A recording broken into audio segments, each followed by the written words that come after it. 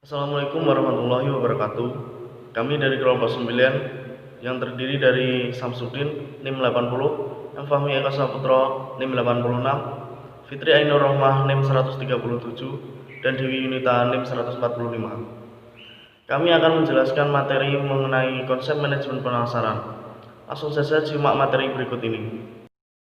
Yang pertama, konsep penjualan, pemasaran, dan tujuan pemasaran. Konsep penjualan sendiri merupakan suatu kegiatan menjual produk agar memperoleh keuntungan maksimum yang didukung oleh volume penjualan yang banyak dan promosi besar-besaran. Selanjutnya, konsep pemasaran yaitu terdiri dari 3 unsur. Yang pertama, berorientasi pada konsumen. Yang kedua, penyusunan kegiatan pemasaran yang integral. Yang ketiga, kepuasan konsumen. Selanjutnya, tujuan pemasaran. Tujuan pemasaran sendiri merupakan sebuah harapan dari sebuah organisasi yang realistis dapat dicapai sebagai hasil dari penerapan strategi pemasaran. Hal ini biasanya diringkas dalam bentuk visi dan misi organisasi yang menjelaskan apa yang ingin dicapai sebagai hasil dari kegiatan pemasaran. Baik, saya lanjutkan.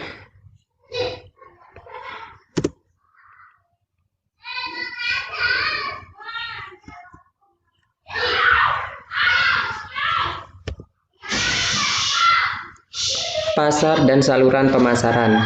Pasar adalah himpunan suatu pelanggan potensial yang sama-sama mempunyai kebutuhan atau keinginan yang mungkin ingin dan mampu terlibat dalam pertukaran untuk memuaskan kebutuhan maupun keinginan, menurut Kotler 2002.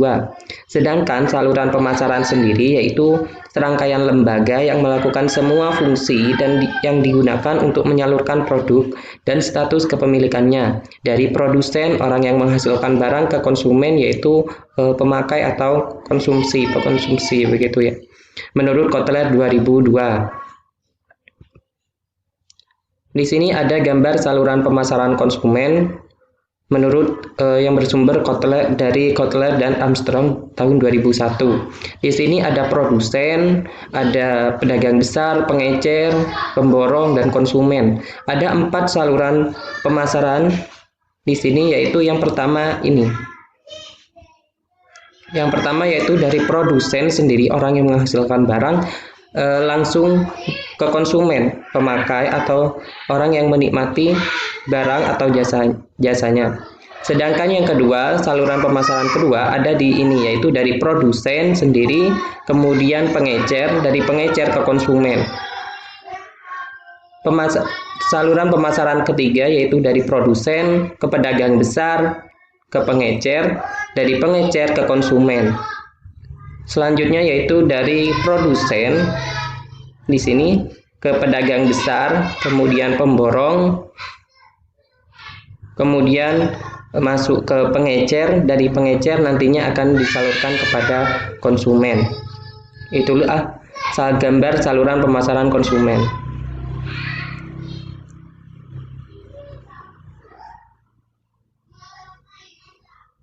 Lanjut di strategi pemasaran.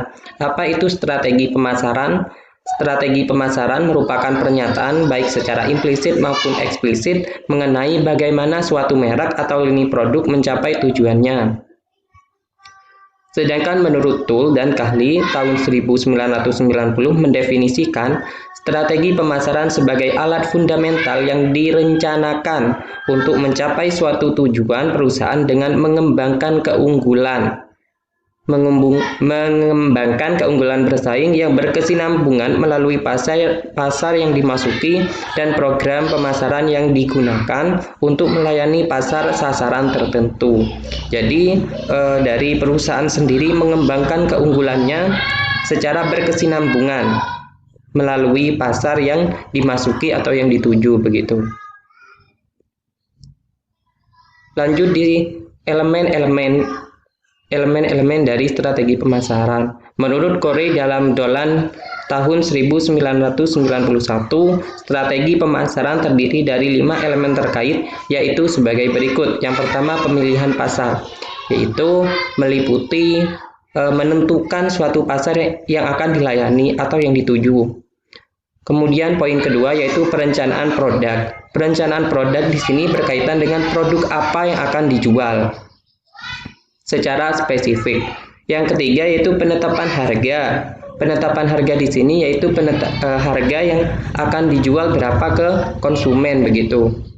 Sedangkan sistem distribusi di sini yaitu berkaitan dengan saluran pemasaran, grosir maupun eceran yang dilalui produk hingga ke tangan konsumen. Promosi di sini berkaitan dengan promosi penjualan, public relation begitu. Lanjut di 3 kunci strategi pemasaran yaitu STP, segmentasi, targeting, dan positioning. Yang pertama yaitu segmentasi, yaitu proses membagi sebuah pasar ke dalam kelompok-kelompok yang bermakna relatif sama dan dapat diidentifikasikan. Sedangkan targeting di sini yaitu sebuah sasaran siapa yang akan dituju dan dilakukan survei pasar terlebih dahulu. Sedangkan positioning yaitu citra atau image yang terbentuk di benak seorang konsumen dari sebuah nama perusahaan ataupun nama produknya begitu. Contohnya yang positioning yaitu produk air mineral Aqua di mana sudah mempunyai citra atau image di masyarakat begitu.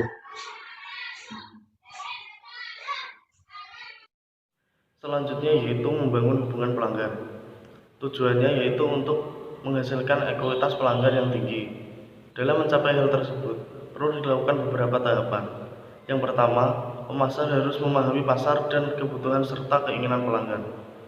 Yang kedua, pemasar merancang strategi pemasaran yang digerakkan pelanggan dengan tujuan mendapatkan, mempertahankan, dan menumbuhkan pelanggan sasaran. Yang ketiga, pemasar membangun program pemasaran yang benar-benar memberikan nilai unggul. Yang keempat, membangun hubungan pelanggan dan yang menguntungkan dan menciptakan kepuasan pelanggan. Yang kelima yaitu perusahaan mendapatkan hasil dari hubungan pelanggan yang kuat dengan menangkap nilai dari pelanggan. Nilai pelanggan. Pada dasarnya, nilai pelanggan didefinisikan sebagai persepsi pembeli tentang nilai yang mewakili suatu pertukaran antara kualitas atau keuntungan yang mereka rasakan dalam suatu produk atau jasa dengan pengorbanan yang mereka rasakan dengan membayar harga. Yang selanjutnya yaitu ruang lingkup pemasaran baru. Di dalam ruang lingkup pemasaran baru itu ada 6. Yang pertama yaitu organisasi. Jadi pemasaran organisasi itu ditujukan untuk menaikkan nama dan citra organisasinya kepada masyarakat umum. Dan tugas suatu organisasi itu untuk mengatur kegiatan-kegiatan dengan baik. Manajer juga harus menentukan komposisi struktur organisasinya. Nah, organisasi bertanggung jawab kepada yang pertama yaitu perencanaan dan perdagangan barang. Yang kedua yaitu periklanan. Dan yang ketiga yaitu analisis dan pengawasan penjualan. Yang keempat, perencanaan saluran. Yang kelima, teritorian dan kota. Yang keenam, pengawasan persediaan. Yang ketujuh, penjadwalan produksi. Dan yang kedelapan yaitu distribusi. Yang kedua yaitu pasar. Jadi, pasar adalah salah satu dari berbagai prosedur, infrastruktur, dan infrastruktur tempat usaha menjual barang dan tenaga kerja untuk orang-orang dengan ketidakseimbangan uang. Nah, di dalam pasar ini dikelompokkan menjadi 4 golongan.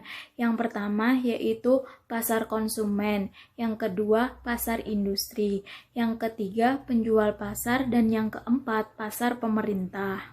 Yang ketiga yaitu produk. Jadi produk adalah semua barang dan barang yang diproduksi atau dihasilkan oleh suatu perusahaan dan kemudian memasarkannya. Yang keempat yaitu saluran. Jadi saluran merupakan kegiatan yang digunakan oleh produsen untuk mengalirkan barang tersebut dari produsen sampai ke pemakai industri dan konsumen. Yang kelima yaitu pendekatan penentuan harga. Nah, Di sini ada dua pendekatan pokok dalam penentuan harga jual. Yang pertama yaitu pendekatan biaya, yang kedua yaitu pendekatan pasar atau persaingan. Yang terakhir adalah promosi dan periklanan. Jadi promosi adalah suatu cara atau upaya untuk menawarkan atau memberitahukan sebuah produk atau jasa dengan tujuan untuk menarik calon konsumen untuk membeli atau mengkonsumsinya. Sedangkan periklanan adalah segala bentuk promosi benda seperti barang, tempat usaha, dan ide yang disampaikan melalui media dengan biaya sponsor dan melayani sebagian besar masyarakat. Demikian pemaparan dari kelompok kami. Kurang lebihnya mohon maaf. Wassalamualaikum warahmatullahi wabarakatuh.